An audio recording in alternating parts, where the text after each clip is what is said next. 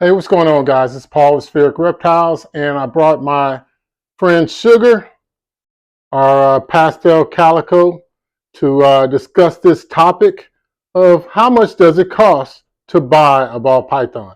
So I think that's a good question. We normally do that whenever we're buying anything. I mean, you can find a dog on the side of the road that's given away for free, but then you got to still take it and buy the dog food, get the shots. So you got vet bills and you got housing. You got all kind of stuff to housebreaker treats, you name it, leashes. So before you know it, then you've added up a pretty big cost. Well, that same thing can be expected with any pet. Anything that's under your care, you're going to have to come out of pocket a little bit of money. And of course, this is our beautiful pastel calico. She just keeps her color the entire time. And I mean, it's just really crazy. But okay, back to the subject. So what I did is I went and I asked one of my cousins today, we were talking about snakes. And I said, well, I'm going to show you some snakes. And if you were going to buy one, which one would you buy? And she chose the lavender albino. I mean, that snake used to cost thousands of dollars. But now that same lavender albino, which is right here, costs about $245. And I got this off of Morph Market, and I just so happened to pick Ball Pythons 101 for it. So, hey, if you guys like it, it is for sale right now as of the end of July. So, but at $245, that's the initial out-of-pocket cost for that one snake, and it happens to be a male.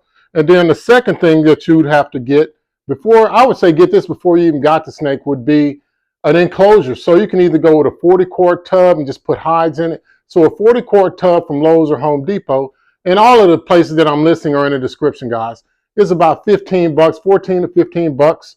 And so with that, what you're going to see is that you can either go from $15 all the way up to $169, which is like the awesome cage sold by Dubia.com, the Reptile Habitat. I think it's Reptile Habitats. Yeah, Reptile Habitats. And it's $169. It's a 33-gallon, and it is 36 by 18 by 12.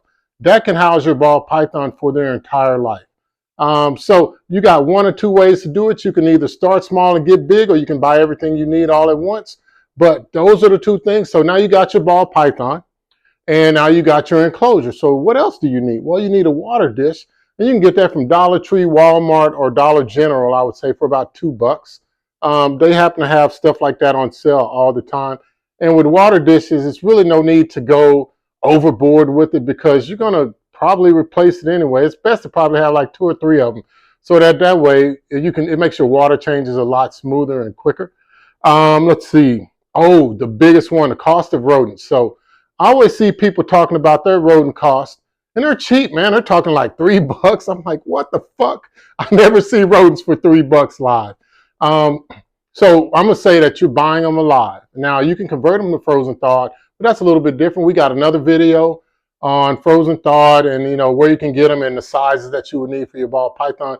But I'm just talking about live rodents. So we're talking about, you got a 200-gram snake, and you're going to start off feeding it rat pups, and then you're going to escalate up by the end of the year to a weaned rat, somewhere around like maybe 7 months after you've purchased it, to a weaned rat. And that's going to cost you on average about $4.25. So that cost for the 52 weeks, because if you feed it every week, will be about $221. So now you got your ball python, you got your enclosure. Now you got a place to buy rats. You need that. You got to have a place to buy rats. That'd be like having a dog and no dog food.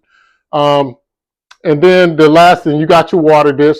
So now you need a thermostat. I could recommend the BN Link digital thermostat sold by Amazon for $18.99. Again, that description is in the link. And it's not a pulse proportional, it's on off. So you set that temperature, and then after, why you keep coming towards my mouth? Then afterwards, it's going to just turn on and off and maintain that temperature around an average of, I would say, 90 degrees. So now you got that, and your hide. I recommend the Exoterra hide sold by Chewy. I think you can go on Chewy.com. Of course, there's other places you can get it, but it's about $18.99 as well. And, of course, that's going to be something that your snake will make them feel secure. So no matter how big the cage is, the more things you have for your snake to hide in, the more likely it is that they're going to feed. I mean, and if you're spending all this money, it's just adding up. I mean, which is a justifiable cost because ball pythons live for 20 to 30 years. So if you set it up properly now, you'll save yourself tons of money down the road. I mean, tons, you feel me? And so now you got that. And the next thing I'd recommend is the Reptichip bark or any type of coconut husk. And I would buy the big block. And it's about anywhere, I've seen it for about $27 to $35. And that way you have your substrate.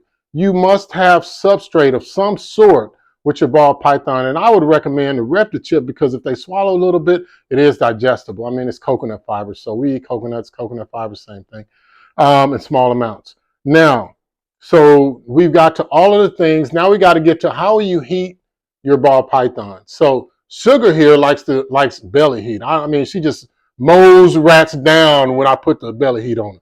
So you can either go to Reptile Basics and you can get I would recommend a 4-inch heat tape, and it comes connected with the plug and everything. So you just have to plug it into the thermostat and set the controls on that to 90 degrees, 88 to 90 degrees.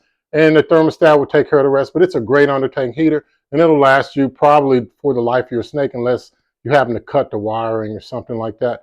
But you could do that, or you could get, if you have a cage with a mesh screen on and you don't have a really good way of supplying undertank heating, then I would recommend like 100 to 150 watt ceramic emitting heat bulb. That's crazy, man. You get so tongue twisted. But that's going to cost you anywhere from $14.99 to $16.99. And then you need some sort of a dome hood. I would say one with a ceramic fixture in there so you don't burn your place down. But again, you plug that up into the thermostat and it'll take care of the rest. It'll turn it on and off.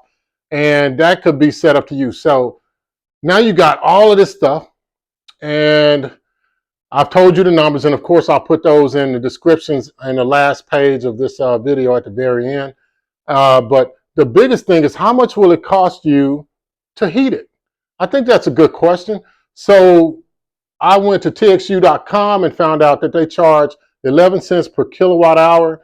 So if you look at the fact that, you know, so you can either heat it up for 12 hours or 24. I'll give it to be roughly a tenth of a kilowatt per hour times 720 because you're heating it up, you know, basically all day. So, and then that's for 12 months. So that will come out to $864 in a year just to heat up your snake. And that's every day, 24 hours a day, 7 days a week, rain or shine. That's what you got.